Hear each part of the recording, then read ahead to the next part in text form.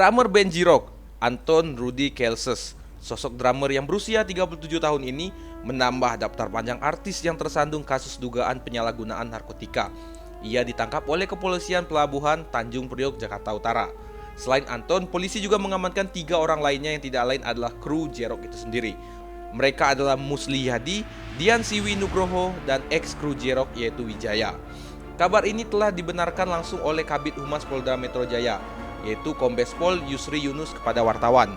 Dan hari ini rencana Polda Metro Jaya akan melakukan rilis dan ditargetkan berlangsung pada pukul 12 siang waktu Indonesia bagian Barat.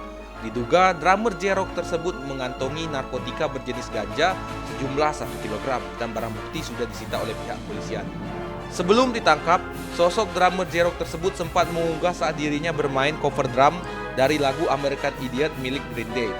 Dan video itu diunggah langsung di akun Instagram miliknya pada 10 Agustus 2020, serta video itu menjadi unggahan terakhir drummer J-Rock ini. Hingga saat ini, polisi masih terus melakukan pemeriksaan terhadap keempatnya. Pihak manajemen J-Rock pun belum buka suara.